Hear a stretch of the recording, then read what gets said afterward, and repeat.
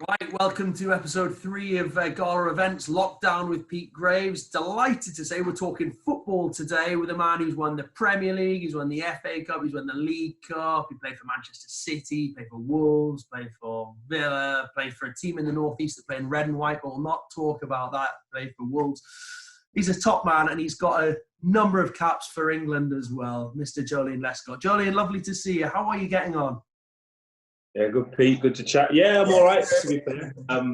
Obviously, the weather has helped the situation. It's not great times for anyone, but the fact that we're able to go outside and spend some time in the garden away from the schoolwork has been good. And how is the teacher, Mr. Lescott, coping with homeschooling all the kids? It's not too bad. I'm sure my son prefers me. My daughter prefers my wife. But we just rotate because obviously the attention span of my daughter is challenging. So to trying to teach her is a lot harder than teaching the boys. So we kind of rotate it. But yeah, no, it's okay. I got a bit of patience. I'm dyslexic, so I've got a bit of patience in terms of learning. Right, good man, good man. Well, you are a very patient man, Joleon. I have to say that. And how are you finding your patience being tested with no football, though? Are you missing football? Yeah, so I don't find myself watching many sports channels because I don't want to miss it any more than I do. So I kind of find myself avoiding that stuff. Yeah, understandable. I mean, there have been some old games floating around. I've been watching games from the 90s and the noughties, you winning titles for Manchester City, and I think you end up sort of watching games from the past. I mean, with that in mind, what are your greatest memories as a player? Yeah, obviously players, when you look back and you remember the good times. So finals and trophies and all that stuff are always the highlights. And I've been lucky enough to kind of had success at a lot of clubs I've played for. Obviously go back to Wolves to be part of the team that got promoted in the playoffs. I'm remembering that occasion was great. And then obviously got to the FA Cup final with Everton, and then success at Man City was great. So I've been one of the lucky ones that kind of had more success than that. You played 26 times for England, which is pretty good going. A lot of good centre-backs around when you were playing in Premier League, Joleon. To pick up 26 caps is a fantastic achievement. Best memories of playing for England? England, yeah, again, as you said, the competition there was ridiculous, and I kind of have this conversation with some of them players and obviously players that I've played for England as well. And to kind of be in the era of Rio, for me, is the best English centre-half that I've seen. Obviously, John Terry, top centre-half as well, world class. And at the start, it was Sol Campbell. So kind of to compete with them and to successfully get 26 caps in that time was a great achievement for me. But the highlight would be scoring in the Euros. Something I never imagined would happen. It's not.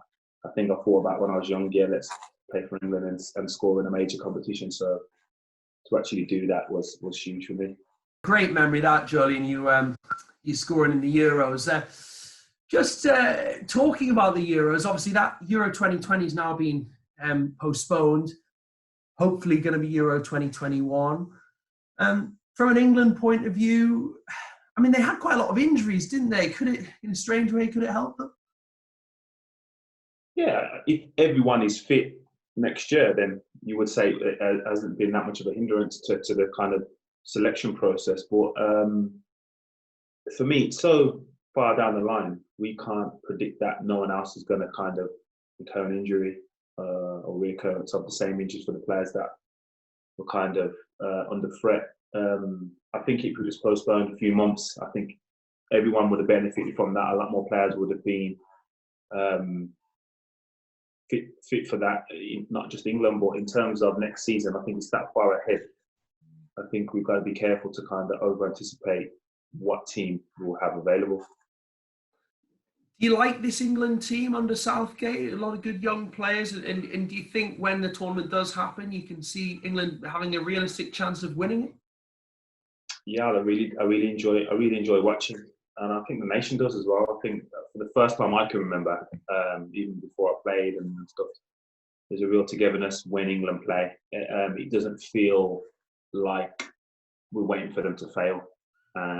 It feels like we want them to do well. Everybody wants England to perform, and regardless of what player it is or what club that player represents, it's just like a real togetherness, which is again something I've not seen before, and I don't know if it's this Southgate factor or whether it's just his collective bunch of players. I think social media helps that fact that the players are approachable and kind of contactable, so you kind of feel there's a tighter bond between the group, but also between the fans and the community.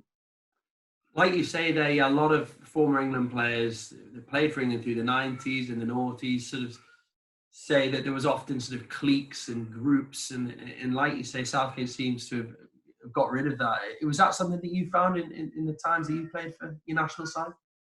There was obviously aspects of it, but when I first joined, I was representing Everton, so the kind of divides were the top tier teams like the Chelsea, Liverpool, United, and stuff like that. So you could kind of sense and feel they kind of had a divide, and not just like a personal one. It was, I think they seen them representing Man United and their clubs rather than we represent England. So in terms of that, it kind of has an effect, and it will have an effect. But I think the way that England team has been presented of late, I don't think that has kind of any legs to kind of hold. So the lads don't feel that, oh, I represent one club, so I can't really mingle with the others. It's all collective, and so a lot of the lads now have come through the age groups together, so that helps as well. You've known each other a lot longer, and obviously Southgate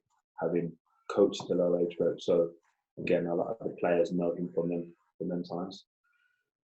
Talking about the sort of closeness of the England players, how about yourself? Who you still pally with from your time as a player?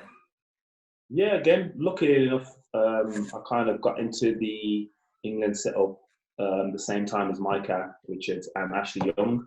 So we were stuck together, and again, we were at teams where it was Everton, City, and Villa. So was it Villa? Yeah, it might have been Watford. I don't know, Villa. But again, we weren't deemed the top tier team, so we kind of had not group, but just bond from that coming into the group at a similar times, and then obviously joining City and knowing Micah from before that, and then we just naturally clicked. Our parents are from the same Caribbean island and stuff like that, so we just have a natural bond, and he's someone that will be a friend. Like I got a lot of friends from football, Leighton Baines, again a close friend of mine. But Micah is someone that we probably speak twice, 3 times a week. Yeah, both great players in your prime. Micah, I know Ashley Young and Leighton Baines as well. You worked with Gala Events recently at the Gold Cup lunch, where we watched a bit of horse racing, had a bit of chat, me, yourself, and Matt Letizia.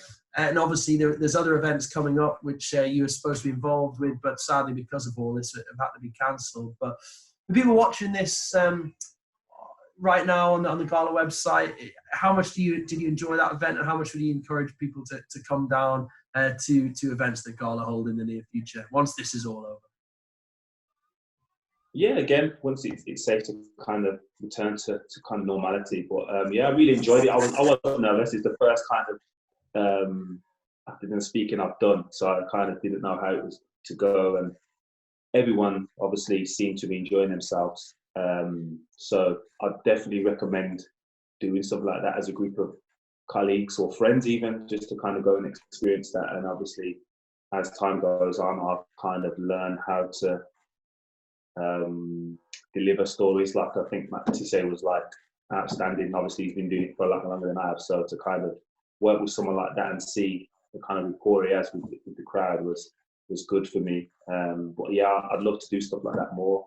I enjoy engaging and taking on difficult questions from fans and just people with queries about football. Great stuff. Well, Johnny, it was great to see you today. Most importantly, you keep safe with your family, and we look forward to seeing you back on stage at the gala event in the not too distant future. Yeah, and you. Cheers, Pete.